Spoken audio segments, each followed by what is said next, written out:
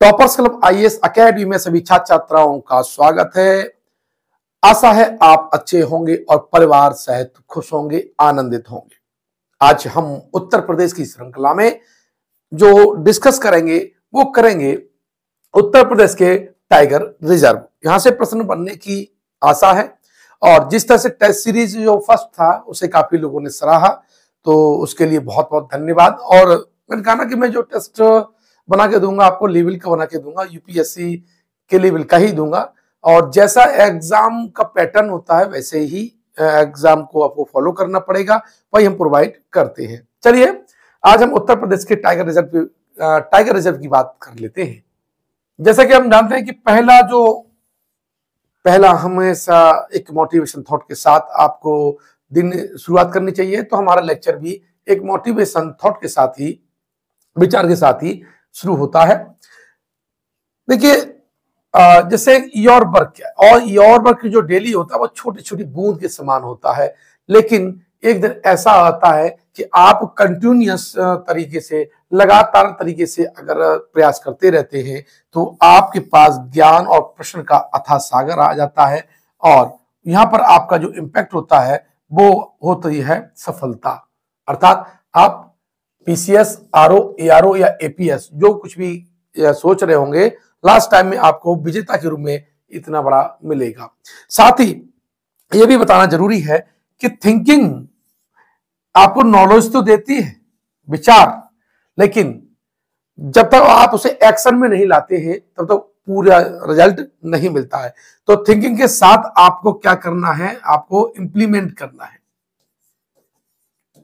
Implement मतलब action में अपने थॉट को लाना है और फिर आपको लाएंगे कैसे, उसके लिए आप लिखते हैं। यूपीएससी और पीएससी के जो छात्र हैं वे सोचें और फिर उसे लिखें, अर्थात जो आप पढ़ें, एनालिसिस करें और उसे लिखें जरूर, आपको 100% सफलता प्राप्त होगी।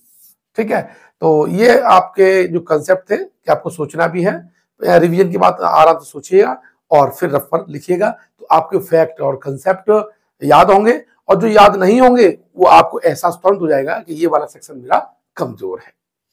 अब चलते हैं हम अपने टाइगर रिजर्व की हम बात कर लेते हैं। तो उत्तर प्रदेश में जो टाइगर रिजर्व है वे आपके 4 हैं। ठीक है, कितने हैं? 4 हैं। तो ये 4 कहां पर है? एक तो आपका अमनगढ़ में है, दूसरा आपका पीलीभीत में है, दुधवा में है और जो चौथा नया है वो आपका है रानीपुर टाइगर रिजर्व। इस तरह से ये 4 आपके उत्तर प्रदेश के टाइगर रिजर्व हैं। यानी आज 3 नवंबर है, 3 नवंबर 2023 तक जो टाइगर रिजर्व की संख्या है बच्चों वो कितनी है? 4 है। उत्तर प्रदेश के टाइगर रिजर्व की मैं बात कर रहा हूं। अब बात कर लेते हैं तो टाइगर का मतलब जो इस सारी कैट फैमिली के मेंबर्स हैं और इसका जो वैज्ञानिक नाम है वो है पैंथेरा टाइग्रिस। क्या है बच्चों? पैंथेरा टाइग्रिस है। भारतीय उप प्रजाति है वो पैंथेरा टाइग्रिस, यही इंपॉर्टेंट है आपका। और जो टाइगर है वो हमारा क्या है? नेशनल आपका एनिमल है, राष्ट्रीय पशु है हमारा। क्या है? राष्ट्रीय पशु है। इससे पहले जो टाइगर से पहले हमारा जो नेशनल एनिमल था वो आपका शेर था। क्या था? शेर था। ध्यान रखिएगा, पहले क्या था? हमारा शेर था और वर्तमान में क्या है? हमारा टाइगर है। तो यहां पर हम सबसे पहले जो दुधवा टाइगर रिजर्व की हम बात कर लेते हैं बच्चों। 1958 में क्या हुआ? एक स्मॉल वाइल्ड लाइफ सेंचुरी ये घोषित हुआ था दुधवा। बाद में 1977 में इसे नेशनल जो पार्क है अर्थात राष्ट्रीय उद्यान घोषित कर दिया गया। क्या? राष्ट्रीय उद्यान। ये सारे डेटा आप नोट करते रहिए आप। ठीक। और 1987 में इसे टाइगर रिजर्व घोषित किया गया। ये तीनों डेट आपको याद होनी चाहिए, प्री और मेंस दोनों के लिए बहुत महत्वपूर्ण है। अगर हम मेंस आप लिखेंगे तो जो फैक्ट का जो डेटा आ जाता है उत्तर प्रदेश में भी, तो वहां पर भी ये आपको डेटा बहुत महत्वपूर्ण रहता है। दुधवा राष्ट्रीय उद्यान और किशनपुर वन्यजीव अभ्यारण्य, ठीक है, इसको मिलाकर के टाइगर रिजर्व घोषित किया गया था। और कतरनिया घाट वन्यजीव अभियान को इसमें 2000 में शामिल किया गया था। सन मानी वर्ष 2000 में कतरनिया घाट जो कि बहराइच में है वो आपको इसमें जोड़ दिया गया था। अब टाइगर रिजर्व जो है उसमें क्या है भैया, उसमें दुधवा नेशनल पार्क है, किशनपुर वन्यजीव अभियान है। इन दोनों को मिलाकर के 1973 में ये अपने अस्तित्व में आया था। दुधवा टाइगर रिजर्व उत्तर प्रदेश में भारत नेपाल सीमा पर स्थित एक कैसा है, प्रोटेक्टेड या संरक्षित क्षेत्र है आपका। यह मुख्य रूप से कहां पर है, लखीमपुर खीरी और बहराइच का जो इलाका है, जो जिला है, उनके क्षेत्रों में, यानी दोनों के क्षेत्रों में ये इसका फैलाव है। दुधवा के जो फैक्ट की हम बात कर ले तो जो दुधवा राष्ट्रीय उद्यान है बच्चों बहुत इंपॉर्टेंट है। इसमें सुहेली और मोहना दो नदियां, छोटी छोटी नदियां इस के क्षेत्र से होकर के गुजरती है।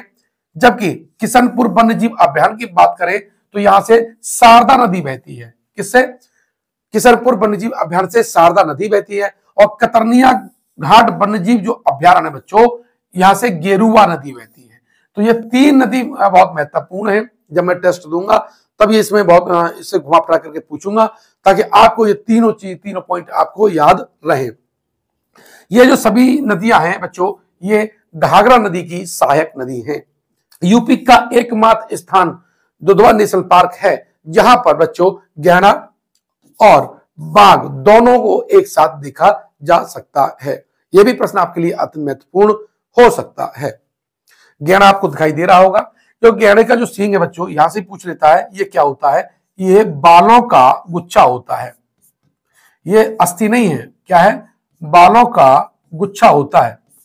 और इसकी जो मोटी त्वचा है और इसका जो सींग है ये बाह्य कंकाल है। क्या है? बाह्य कंकाल। और बाह्य कंकाल किसका बच्चा बना होता है? डेड प्रोटीन का बना होता है। और इसकी जो इंटरनेशनल मार्केट में कीमत बहुत ज्यादा है सींग की। औषधियों में इसका प्रयोग किया जाता है, इसीलिए जो शिकारी लोग हैं इसकी हत्या कर देते हैं इस सींग के चक्कर में। यानी इसका सींग ही इसकी हत्या का मूल कारण बन जाता है। शारदा नदी यानी जिसे काली नदी या महाकाली नदी भी कहते हैं, दुधवा राष्ट्रीय उद्यान किशनपुर वन्यजीव अभ्यारण्य से, देखिए हाँ बहुत महत्वपूर्ण है।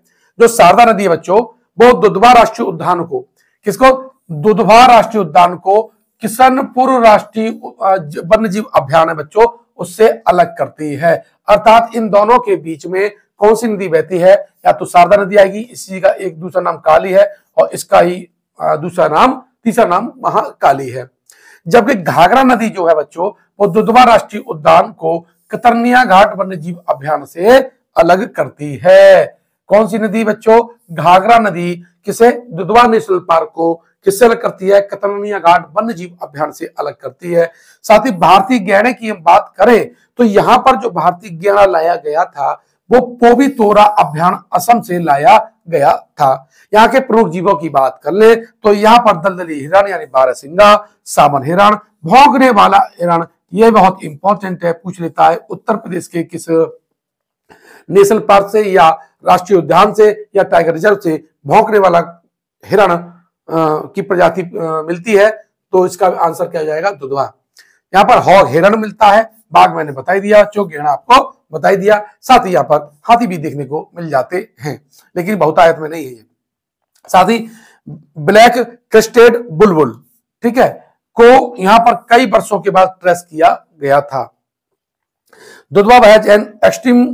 अब देखो यहाँ की जो जलवायु है बच्चों यहाँ से बहुत इंपॉर्टेंट है। यहाँ की जो जलवायु है वो ह्यूमिड सब ट्रॉपिकल विद ड्राई विंटर्स। ये यहाँ की क्या है? जलवायु है। शॉर्टकट में आप CWA पूछा जाता है कि यहाँ की कौन सा जलवायु क्षेत्र पड़ता है, तो इसका कौन सा है? CWA जलवायु क्षेत्र आपका दुधवा नेशनल पार्क में पड़ता है। इसके मैंने जब जलवायु इंडिया की और यूपी की जो जलवायु पढ़ाऊंगा उसमें इन सबको मैंने डिटेल में समझाया भी है। उसका जैसे वीडियो आपको मिलेगा तब आप समझिएगा कि उत्तर प्रदेश की जलवायु का इससे बेहतर वीडियो आपको अभी तक YouTube पे तो नहीं मिलेगा, उसके बाद पड़ जाए तो मैं ये कह नहीं सकता हूं। साथ ही मैंने आपको बता दिया कि आपको चैनल को सब्सक्राइब जरूर कर दिया करें। आपको अगर कंटेंट अच्छा लगता है और ये लगता है कि यहाँ आपको अच्छा मैटर मिल रहा है तो आपका ये थोड़ा सा प्रयास हमको भी फायदा देता है और आपको भी देता है। और हम मेहनत करते हैं तो आपकी भी जिम्मेदारी बनती है, कमेंट करें, कुछ प्रश्न जरूर पूछें और अपने दोस्तों तक इस वीडियो को जरूर भेजें। तो अभी हमने जो डिस्कस किया बच्चों, वो किया था दुधवा नेशनल पार्क को, दुधवा टाइगर रिजर्व को। मैं बताऊं आपको, तो अभी 2 तारीख को हमारा पहला टेस्ट हुआ। हमने आरओ और एआरओ की टेस्ट सीरीज स्टार्ट कर दी है। अगर आरओ और एआरओ की टेस्ट सीरीज और नोट्स आपको चाहिए, मात्र 2500 रुपए में, 2500 रुपए में ये सारे मिलेंगे। साथ ही रिकॉर्डेड वीडियो भी मिलेंगे, जो भी हमारे नोट्स है उनके। प्ले स्टोर पे जाइए, डाउनलोड कीजिएगा। और क्या डाउनलोड करेंगे? टॉपर्स क्लब आईएएस अकेडमी पूरा आप इसे डाउनलोड कर लीजिए और वहां से ये सारी चीजें प्राप्त कर सकते हैं। चलिए, अब है अमनगढ़ टाइगर रिजर्व। दूसरा जो टाइगर रिजर्व है बच्चों उत्तर प्रदेश का, वो अमनगढ़ टाइगर रिजर्व है। और ये अमनगढ़ जो टाइगर रिजर्व है, पहले किसका पार्ट था? ये जिम कॉर्बेट का ये पार्ट था। लेकिन चूंकि जो उत्तर प्रदेश और उत्तराखंड का विभाजन हुआ, तो जो जिम कॉर्बेट है बच्चों, ये कहां चला गया? उत्तराखंड में चला गया, उत्तराखंड में चला गया। और ये जो अमनगढ़ जो है, ये कहां रह गया? ये क्षेत्र यूपी में रह गया। ये रियलिटी में जिम कॉर्बेट का बफर जोन का हिस्सा है। किसका? बफर जोन का आपको बच्चों हिस्सा है। तो अमनगढ़ टाइगर रिजर्व भारत में प्रोजेक्ट टाइगर के तहत एक टाइगर रिजर्व है। यह उत्तर प्रदेश राज्य में बिजनौर जिले के अमनगढ़ में है, ये पूछा जा सकता है। और इसका जो क्षेत्रफल है वो 95 वर्ग किलोमीटर है। बच्चों, यह जिम कॉर्बेट नेशनल पार्क का विस्तार और बफर जोन बनाता है।